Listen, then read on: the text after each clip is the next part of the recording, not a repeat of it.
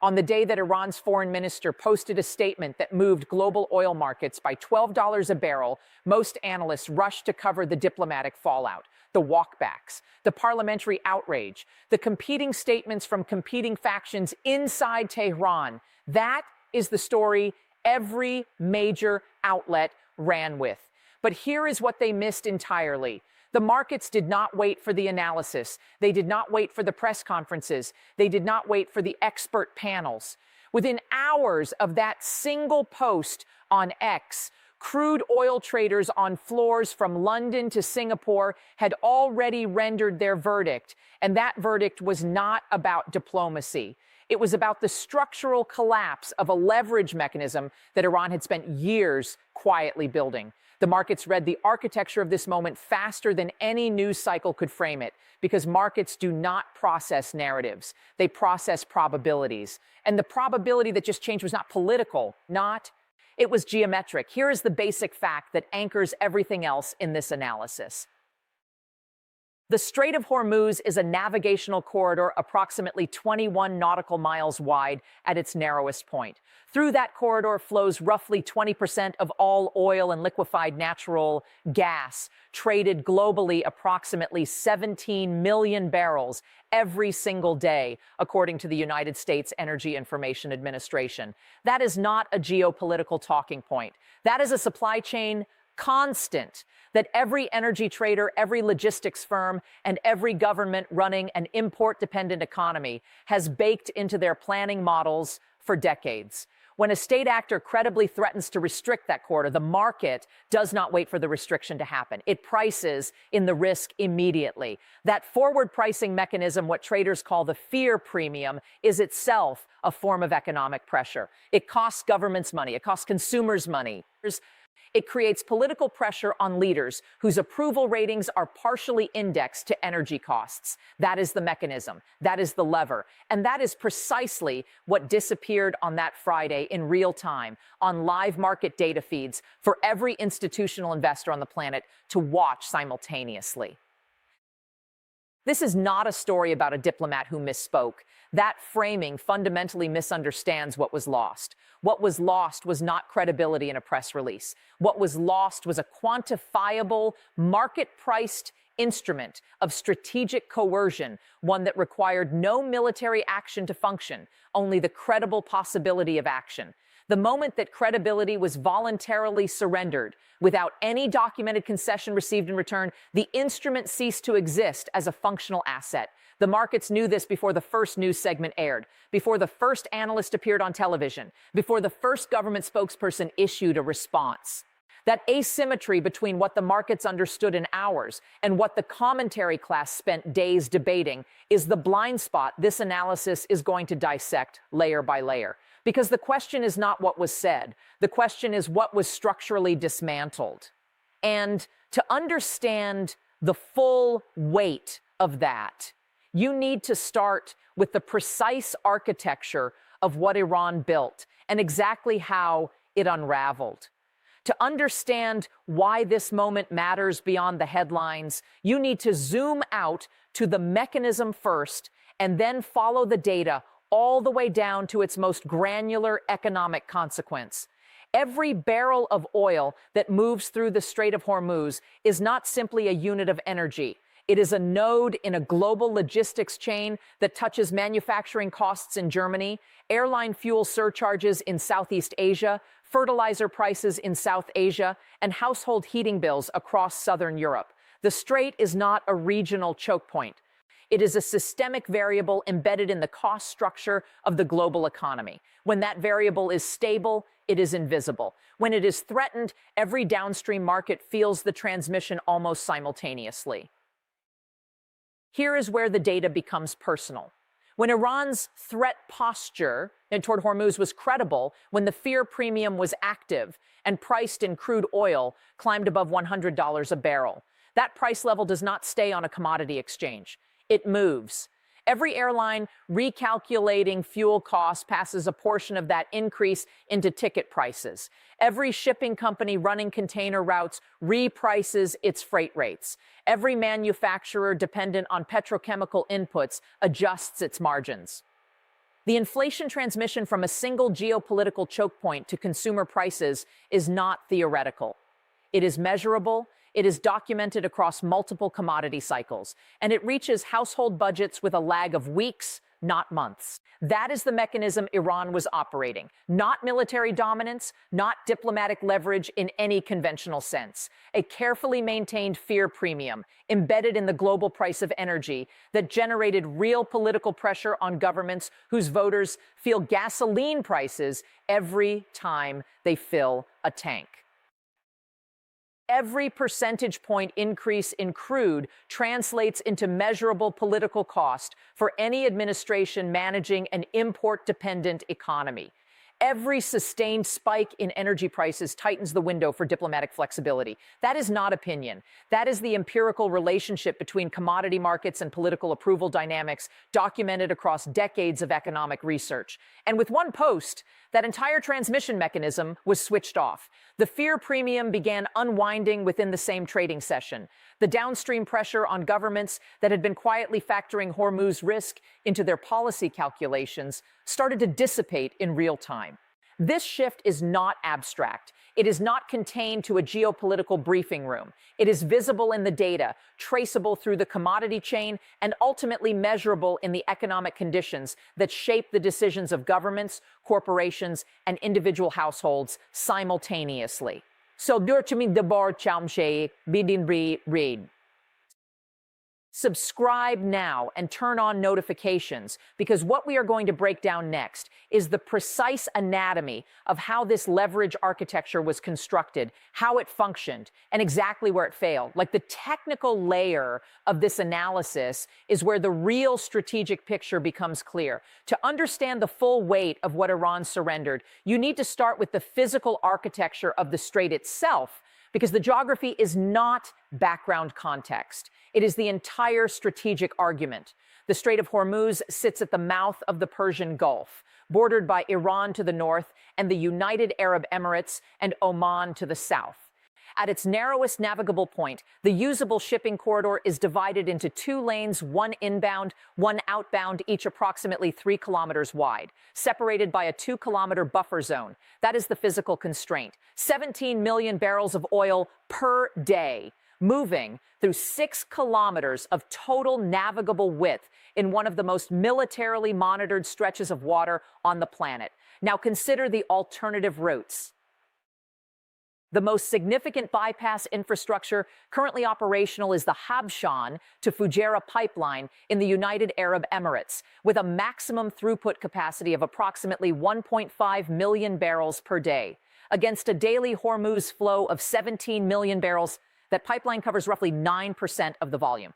There is no combination of existing alternative infrastructure that comes close to replicating the throughput of the strait.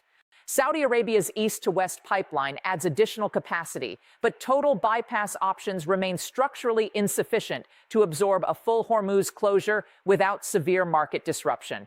This is the geographical asymmetry that gives the strait its strategic weight. There is no redundancy at scale. There is no rerouting option that does not involve significant cost, time, and logistical degradation. The strait is, in the precise engineering sense of the term, an irreplaceable bottleneck. Now layer the market mechanism on top of that geography. Commodity markets do not price current supply and demand alone. They price the probability distribution of future supply disruptions. When a state actor with demonstrated capacity to interdict traffic in an irreplaceable choke point signals intent to restrict that choke point, traders do not wait for the restriction to materialize. They buy the risk immediately. That forward purchase of risk is what generates the fear premium, and the fear premium is what transmits geopolitical tension directly into consumer energy prices within days. Here is where the analytical picture becomes precise. Iran did not need to physically close the strait to extract economic leverage from it. The credible capability to threaten closure maintained through a combination of naval assets, shore-based anti-ship missile systems, and mine-laying capacity documented by the United States Naval Institute was sufficient to keep the fear premium active in global crude pricing. The threat architecture functioned as a continuous low-cost pressure instrument. No military engagement required, no sanctions violation triggered, simply the maintained credibility of a potential action. Some energy economists argue that the fear premium during this period was partially overstated relative to the actual interdiction risk, given the significant naval presence that major powers maintain in the region to protect freedom of navigation. That is a legitimate counterpoint. If the premium was inflated beyond the real probability of closure, then its strategic value to Iran was always partially borrowed against credibility it did not fully possess. But that counter-argument actually sharpens the core analytical point. If the fear premium was already operating at the upper boundary of what Iran's actual capability could justify, then voluntarily announcing that the strait would never be closed again did not simply reduce the premium. It eliminated the remaining credibility that was sustaining it. The instrument was not just set aside, it was publicly decommissioned, and markets priced that decommissioning immediately. Let us now move from the geography to the strategy, because the physical architecture of the strait only explains why the leverage existed.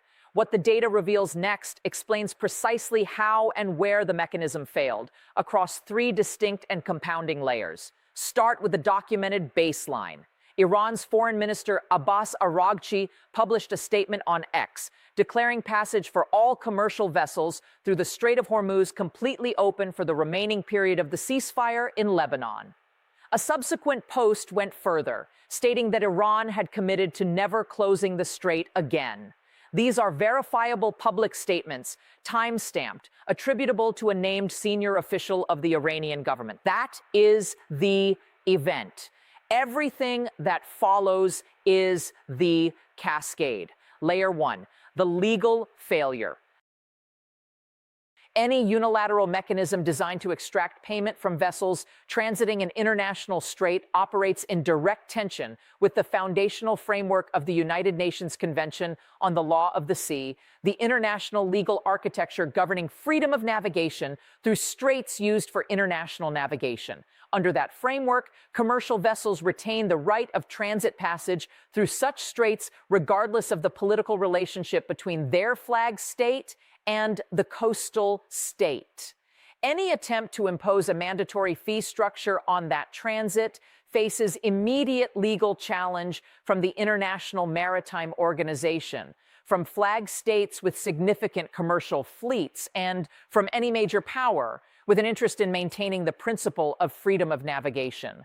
Iran's attempt to establish a transit permit system, according to reporting from Iran International, which holds a clearly stated editorial position critical of the Iranian government, and whose figures on this matter have not been independently corroborated, reportedly generated approximately 60 permits issued, payment requests sent for 8 shipments, and a total amount actually collected of 0. Whether those specific figures are precisely accurate or not, the structural legal argument remains independent of them. The instrument was legally unenforceable from its inception.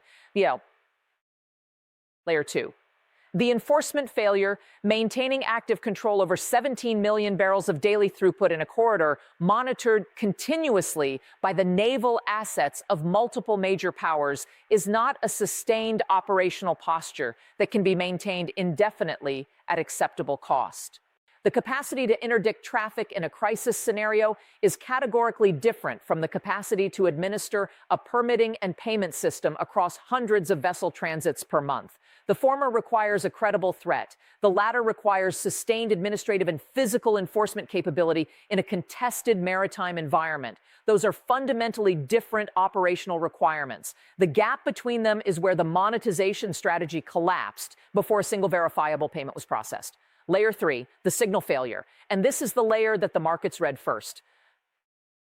The fear premium embedded in crude oil pricing is a forward-looking instrument. It prices the probability of future disruption, not the fact of current disruption. That probability is sustained by one variable above all others, the credibility of the threatening actor's willingness and capability to act. The moment a senior official of that actor publicly states, in unambiguous language, that the strait will never be closed again, the probability that traders are pricing drops towards 0, not gradually, not over weeks of diplomatic negotiation, immediately. Within the same trading session, the oil price movement observed in the hours following Araghchi's statement reflects exactly this mechanism operating in real time. The fear premium that had been embedded in crude pricing began unwinding the moment the signal reached trading floors. That unwinding is not a market overreaction. It is the market correctly reading that the instrument generating the premium had been publicly retired. Now consider the compounding effect. Iran did not simply lose the fear premium on that Friday. It lost it without documentation of any concession received in exchange. No verifiable sanctions relief. No confirmed modification to the naval posture in the region.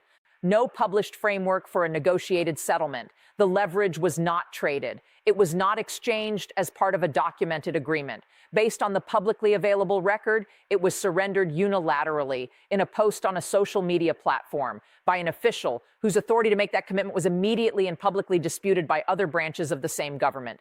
Military analysts observing this sequence note that this creates a specific and damaging credibility asymmetry. If the commitment to keep the strait open is genuine, Iran has lost its primary remaining instrument of economic coercion. If the commitment is not genuine, if it was a tactical maneuver that will be reversed, then Iran has demonstrated to every potential negotiating partner that its senior officials make public commitments that do not represent actual policy. Both interpretations produce the same strategic outcome. The instrument's credibility is degraded regardless of which reading is correct. If this empirical pattern holds, the leverage architecture Iran spent years constructing around Hormuz has not simply been weakened. It has been structurally decommissioned, not by external military action, not by diplomatic pressure, but by the internal signal failure of a government that could not coordinate its own messaging across a single news cycle. That is not a diplomatic misstep. That is a systems failure. And the data trail it left in global commodity markets is the most precise record we have of exactly when and how it happened. To understand why the signal failure happened, you need to stop analyzing Iran as a unitary state actor, because that analytical frame is precisely where most conventional commentary goes wrong. Iran does not have a single chain of command that terminates in one decision-making authority and then transmits coherent policy outward. What Iran has, constitutionally and operationally, is a layered architecture of competing power centers, each with its own institutional interests, its own communication channels, and its own definition of what an acceptable strategic outcome looks like. Understanding that architecture is not background context. It is the entire explanatory framework for everything that unfolded across that 48-hour window. The constitutional structure is the starting point. Iran's political system places ultimate authority in the position of the supreme leader, whose mandate covers the key security and foreign policy portfolios. Below that position sits the Supreme National Security Council, which is the principal coordinating body for decisions at the intersection of diplomacy and national security. The presidency operates within that framework, nominally controlling the executive branch, including the foreign ministry.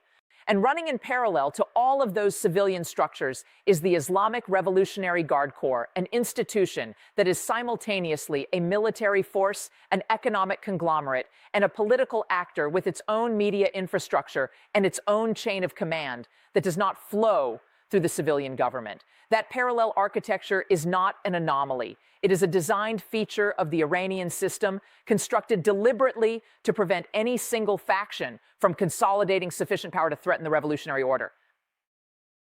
But designed features produce unintended consequences under pressure. When the foreign ministry transmits one signal and state media broadly aligned with the Revolutionary Guard transmits a contradictory signal within hours of the same event, the result is not a policy debate. It is what political scientists who study authoritarian systems call a principal-agent breakdown, a condition where the agents nominally acting on behalf of the state are visibly operating according to divergent institutional interests rather than a unified strategic directive. The public record from this episode documents that breakdown with unusual clarity. Araghchi's statement on X, the scathing response from Tasnim news agency disputing that statement, the call from parliamentarian Mustafa Mohammadi for the foreign minister's impeachment, the Indian government summoning Iran's ambassador following incidents involving Indian-flagged vessels near the strait. Each of those data points is individually verifiable. Taken together, they form a pattern that analysts observing authoritarian governance structures would recognize immediately. When multiple state institutions publicly contradict each other on a core security question within a single news cycle, any external party attempting to negotiate with that state faces a fundamental verification problem. Which signal represents actual policy? Which commitment is binding? Which official has the institutional backing to make a guarantee that the parallel power structures will honor? Those are not rhetorical questions in a negotiating context. They are the precise questions that determine whether a framework agreement is worth the document it is written on. And right now, based on the publicly observable record, none of those questions have a verifiable answer. Before drawing any conclusions from this analytical framework, intellectual honesty requires engaging seriously with the strongest counterargument, because any strategic analysis that only runs in one direction is not analysis. It is advocacy. Here is the most coherent alternative interpretation of what happened. One reading of Araghchi's statement is not that it was a catastrophic, unforced error, but that it was a calculated de-escalation signal directed at specific audiences, particularly India, China, and other major economies whose continued economic relationship with Iran depends on functional access to Hormuz transit. Under this interpretation, Iran was not surrendering leverage. It was selectively releasing pressure on partners whose cooperation it needs to survive the economic conditions created by the ongoing naval blockade. Preserving those relationships may have been assessed internally as more strategically valuable in the medium term than maintaining a fear premium that was already being partially discounted by markets factoring in the naval presence of major powers in the region. That is a legitimate strategic calculus. And if that interpretation is correct, then the signal failure was not in the decision itself, but in the execution specifically, the failure to coordinate that signal across institutional actors before it was transmitted publicly. However, the counter-argument carries its own internal tension. If the statement was a coordinated strategic move, the immediate and public contradiction from other branches of the Iranian state apparatus did not just undermine the message, it retroactively reframed the original statement as unauthorized, which produces a worse credibility outcome than either silence or a coordinated policy shift would have generated. Military analysts are closely observing whether Washington adjusts its negotiating posture in response to this credibility asymmetry. The logic is straightforward. When the fear premium disappears without a documented exchange, the urgency for the stronger party to reach a settlement decreases proportionally. The economic pressure that was generating diplomatic momentum has partially dissipated. That changes the timeline calculus for any negotiated framework. The result, regardless of which interpretation of Iran's intent is correct, is the same asymmetric outcome. Iran's options have narrowed. Its partners are uncertain, and its adversaries now have empirical evidence visible in commodity market data that the primary remaining instrument of Iranian strategic coercion can be switched off by a single, uncoordinated post. That is not a negotiating position. That is a structural vulnerability. Pull back from the tactical detail and look at what the data has actually traced across this entire sequence.